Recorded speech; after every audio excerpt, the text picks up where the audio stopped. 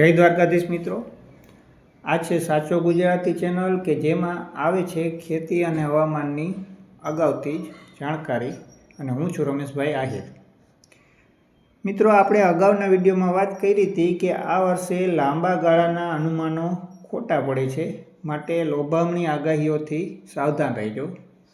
આ વિડીયોને બધાએ સારો પ્રતિસાદ આપ્યો અને હવે અત્યારે ખેડૂતના મનમાં જુદી જુદી આગાહીઓ જોઈ અને ઘણા બધા પ્રશ્નો પણ ઉદ્ભવ્યા છે, જે અત્યારે તમારા મોબાઈલની સ્ક્રીનમાં જોઈ શકો છો.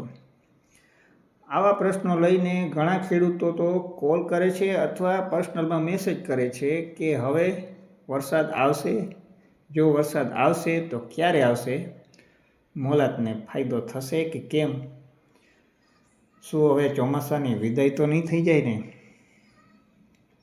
અને આ વર્ષે હવામાનની બાબતમાં આગાહીઓ ખોટી કેમ પડે છે. તો મિત્રો, આ બધાનું કારણ એક જ છે, અલ નીનો. અને અલ નીનોને તો હવે આપણે બધા ઓળખી ગયા છીએ. અને આ અલ નીનોની વાત તો પહેલાં પણ થઈ ગઈ છે. મિત્રો, ભૂલ આપણી છે કે હવામાન ખાતાએ તો પહેલાં જ ચેતવણી આપી હતી, પણ આપણે વાત ગંભીરતાથી નહોતા લેતા. અને અત્યારે હવે જોઈએ છીએ આપણે કે શું પરિસ્થિતિ છે.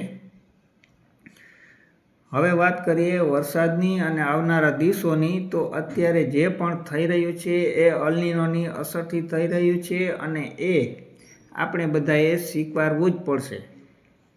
હવામાનની બાબતમાં પાછલા વર્ષોની જેમ કંઈ પણ રાબેતા મુજબ નથી ચાલતું.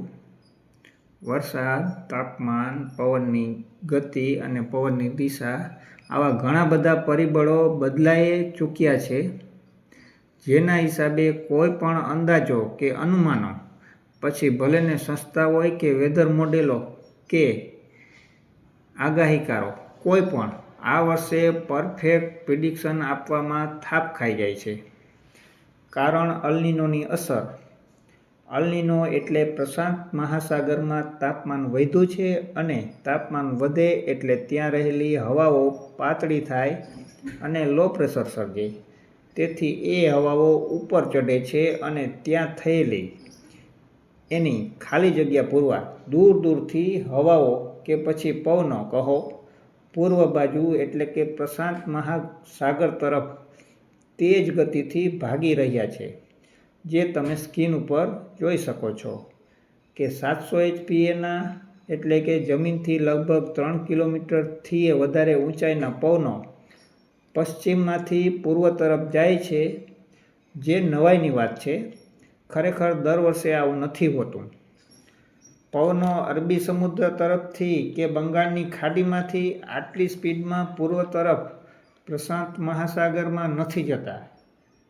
ઉલટાના પ્રશાંત મહાસાગરના પવનો પશ્ચિમ તરફ આગળ વધી આ ભેજવાળા પવનો દર વર્ષે બંગાળની ખાડીમાં બનતી સિસ્ટમને સપોર્ટ કરતા હોય છે અને સિસ્ટમ વધુ મજબૂત બનતી હોય છે અને મોટે ભાગે આ સિસ્ટમ પશ્ચિમ દિશામાં એટલે કે ગુજરાત તરફ અને અરબી સમુદ્ર તરફ ધકેલાતી હોય છે અને રસ્તામાં આવતા બધા રાજ્યોમાં નિયમિત અને સારા વરસાદ પણ પડતા હોય છે. પણ તમે સ્ક્રીન પર જોવો છો એવી રીતે અત્યારે જે સૂકા પવનો જે વિસ્તારો ઉપરથી ઉલટી દિશામાં એટલે કે પૂર્વ દિશા તરફ જાય છે, ત્યાં સામાન્ય કરતાં વરસાદનું પ્રમાણ ખૂબ ઓછું છે. અહીં એક વાતની નોંધ લેવા જેવું છે મિત્રો, કે ફોટોમાં પણ તમે જોઈ રહ્યા હશો, આપણા ગુજરાતના પૂર્વ બાજુના ભાગોમાં વૃક્ષોનું પ્રમાણ વધારે હોય એવું દેખાય છે અને ભારતમાં પણ જ્યાં જ્યાં સેટેલાઇટ મારફતે આપણે વૃક્ષો કે હરિયાળી જોઈ શકીએ છીએ, એવા વિસ્તારોમાં હવામાનની પ્રતિકૂળ કે ખરાબ અસર ઓછી થઈ છે અને વરસાદનું પ્રમાણ પણ સારું રહ્યું છે. હવે બીજી વાત કરીએ તો મિત્રો, મોન્સૂન ટ્રફ ચોમાસું ધરી પણ લાંબા સમયથી ઉત્તર બાજુ હિમાલયની તળેટીથી લઈ જમ્મુ કાશ્મીર બાજુના વિસ્તારો સુધી સરકી ગઈ છે અને હજુ પણ ટૂંક સમયમાં નીચે આવે અને ગુજરાતને વરસાદમાં ફાયદો કરે એવા કોઈ ચાન્સ દેખાતા નથી. આ મોન્સૂન ટ્રફ ચોમાસું ધરીનું કદાચ આપણા નક્ષત્ર સાથે કાંઈક કનેક્શન હોઈ શકે. એટલે જ તો લોકો ચોમાસામાં નક્ષત્રનું ખૂબ મહત્ત્વ આંકતા હોય છે. પાછલા વર્ષોમાં આ સમયમાં તો ઘણી વખત ચોમાસું ધરી 10-10 દિવસ સુધી ગુજરાત ઉપર રહી છે અને ખૂબ વરસાદો પણ પડતા હોય છે. એને આપણે વરસાદની હેલી કહેતા, ખબર છે? 100 વાતની એક વાત મિત્રો, વરસાદ થવા માટેના પરિબળો હજુ પણ અનુકૂળ નથી. અનુકૂળ થશે એટલે એમાં ફેરફારો તમે પણ જોઈ શકશો. જેમ કે ઉપલા લેવલે હવાઓની દિશા પૂર્વ તરફની થશે એટલે આકાશમાં કસ કહેતાઓ કે પછી કહોડ કયો એ દેખાશે. આપણે ત્યાં એને સંધ્યા ખીલી એમ પણ કહેવાય.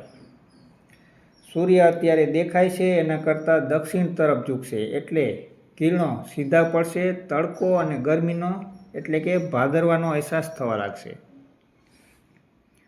અરબી સમુદ્રનું તાપમાન વધી શકે અને પશ્ચિમમાંથી આવતા તેજ પવનો ધીમા પડી શકે. 10 સપ્ટેમ્બર પછી ચોમાસું ધરી નીચે આવવાના ચાન્સ પણ દેખાય છે, જેથી અસ્થિરતાથી લોકલ સિસ્ટમ બનવાના અને બપોર પછીના મંડાણી વરસાદના ચાન્સ પણ રહી શકે. પણ જોઈએ આગળ શું થાય. બાકી અત્યાર સુધી તો હવામાનમાં ઘણો બધો બદલાવ જોયો છે આપણે બધાએ. આ સિઝનમાં તો વરસાદની અને પવનની બાબતમાં ખૂબ અનિયમિતતા જોવા મળી અને અસ્થિરતા ધીમે ધીમે આવી છે. કંઈ ઓચિંતું ફેરફાર થયા નથી. પાછલા કમોસમી વરસાદ આનું ઉદાહરણ છે. અલ્નીનોની અસરથી સિસ્ટમોના ટ્રેક અને વરસાદ વરસવાની આખી પેટર્ન બદલાઈ ગઈ છે. જોકે પ્રશાંત મહાસાગર અને બંગાળની ખાડીમાં સિસ્ટમ બનવાનું પ્રમાણ વધ્યું છે, પણ સિસ્ટમની મજબૂત બનવાની અને આગળ વધવાની ક્ષમતા ખૂબ ઓછી થઈ ગઈ છે. હાલમાં પણ ઉત્તર પૂર્વ મધ્યપ્રદેશ આસપાસના વિસ્તાર પર લો પ્રેશર છે અને હજુ પણ ત્યાં જ યથાવત રહે તેવું લાગી રહ્યું છે. છેવટે આ સિસ્ટમને પણ કાયમીનો રસ્તો ભૂલી ઉત્તર તરફ જ જવું પડશે અને કમનસીબે ગુજરાતને આ સિસ્ટમની અસરથી કોઈ મોટો ફાયદો થાય એવું લાગતું નથી. હવામાનમાં મોટા ફેરફારો થયા છે એ વાત પાકી અને કાંઈ આ ફેરફારો ઓચિંતા તો થયા નથી.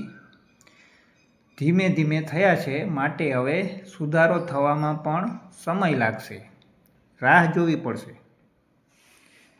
ગુજરાતના મોટાભાગના જિલ્લાઓમાં નજીકના સમયમાં કોઈ મોટા વરસાદની આશા નથી. જોકે ઓફશોર ટ્રફના લીધે દક્ષિણ ગુજરાતના દરિયાપટ્ટીમાં જેવા કે સુરત, વલસાડ, વાપી, સોમનાથ, વેરાવળ, જૂનાગઢ જેવા વિસ્તારોમાં છાટાછૂટી ઝાપટાં પડી શકે.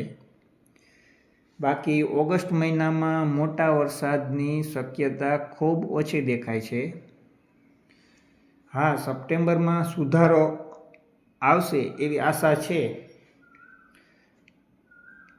પણ લાંબા ગાળાની વાત આપણે આ સાચો ગુજરાતી ચેનલમાં કરતા નથી, એ તમે પણ જાણો છો.